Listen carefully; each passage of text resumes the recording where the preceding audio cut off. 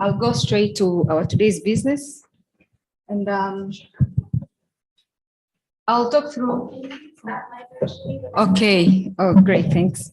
So I'll talk through work planning. I understand that you have your CE work plans in place.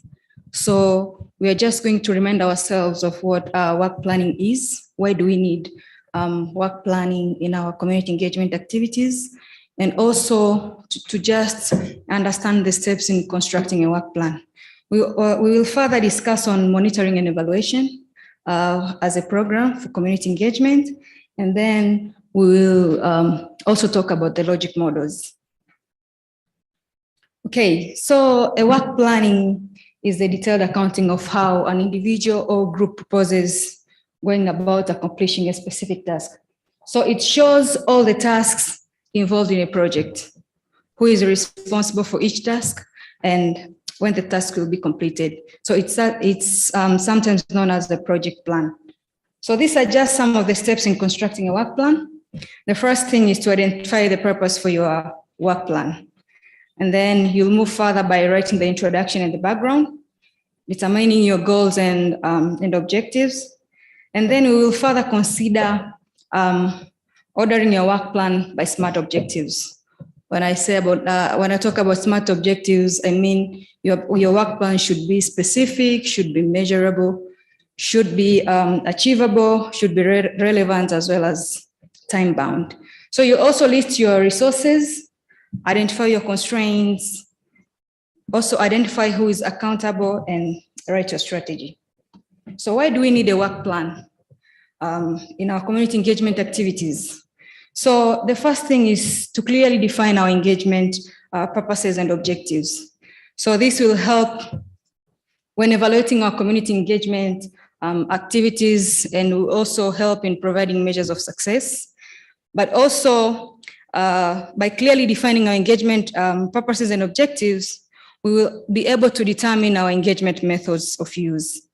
Further, the work plans will also help engagement principles, how we are going to engage with our communities, and also in our engagement methods, how we are going to engage with each stakeholders, how and when, and also for evaluation, what worked well, what did not work well, what learnings can you carry forward, and you ask yourself a question: did you meet the engagement purpose and the objectives of your plans? Sorry. So as I mentioned earlier, I'm a project coordinator for monitoring and evaluation. So I'll also talk through monitoring and evaluation for community engagement as a program. So monitoring is a process. It's a cyclical process that tells us if the right thing is being delivered to the right people at the right time, in the right way to produce the desired outcomes. So this monitoring is looking into the process, whether the program is going in the right directions as planned. And so it is a continuous information collection, analysis, and reporting for decision making. So why evaluate? What is evaluation? So evaluation is a structured way of listening to people, but also evaluation tells us what doesn't work and what does. So evaluation is the process of collecting evidence and the reflection that will help you understand the dynamics and the effect of your work. Evaluation can generate learning to improve policy, design, and the practice. So evaluation is part of practice, and practice is part of evaluation. The goals of monitoring, this is just to mention a few, it's ensuring that all activities are carried out by the right people and in time, just as I have highlighted in our definition, and also to provide the inputs, the activities and the outputs, to ensure that the inputs, the activities, and the outputs proceed according to the plan, to assist managers in making decisions, and also to warn of deviations from the objectives.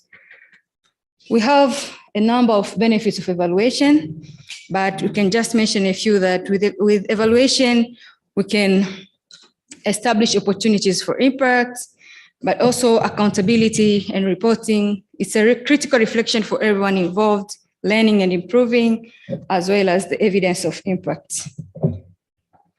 So I'm going to talk about monitoring and evaluation for community engagement as a program. So this program started last year in May, and it is a part of Community Engagement Capacity Development Fund involving 2 programs. So the first program is monitoring and evaluation for all EDCTP funded community engagement programs involved in Simplicity B study. So we have a number of sites who have the participating sites. Here we have sites from Tanzania, from UCTLI, from Task and Uganda as part of this program. But also we have another program, which is the Youth Development Program, which is conducted at UCT Lang Institute. We have the program lead here, Zani. She'll also have time to give an overview of this program later.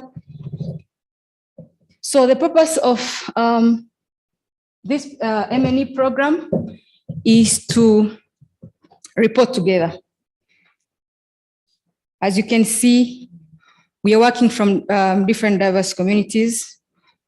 We work apart, but we all aim at reporting together, just as you can see. So why do we need monitoring evaluation in our community engagement activities? As I said earlier, we need to make all our reporting work together. We work from diverse communities. We speak different languages. So we do things differently. So we do not aim to make all our community engagement the same, but we want to make all our reporting work together. So another thing is for evaluation and measurement. We have been doing community engagement activities for so many years now, but I can ask here in the room, can we really evaluate our programs? Do you know the impact the community engagement activities have brought to our communities and researchers? So with this program, this is an opportunity for us to be able to evaluate and measure the impact community engagement activities have brought to our communities, to our researchers, and to the whole population.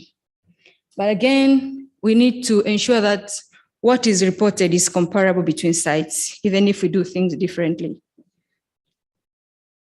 In the monitoring and evaluation, we have a logic model. This is the planning tool that we use. And this model provides a way of understanding the relationship between the program inputs and the desired outcomes of the program. So it is a framework for M&E, for planning and implementation. So this is the logic model, the planning tool I'm talking about. So we have the inputs, what is invested in the program, the funding, the people, we have time, space, and so forth. But also we have the outputs, which are the activities, what we do.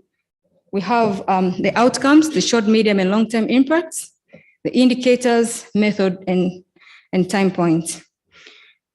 There we have built that logic model, and this is the process that we went through in building the model. So we first identified our core and set-specific engagement outcomes. Speaking of the core engagement outcomes, these are the outcomes that most of the sites share. It's not necessary that all sites will share these engagement outcomes, but most of the sites do share these engagement outcomes. But also we have site-specific engagement outcomes that we identified, and then we went further to identify the core and specific indicators of change. We also decided on how our indicators will be reported, and then we created a shared toolbox of evaluation methods for indicators. These are just some examples of the established indicators, outcomes that the sites had established. So you can see, for example, for the core outcomes, we go to the communities, we conduct TB education, awareness.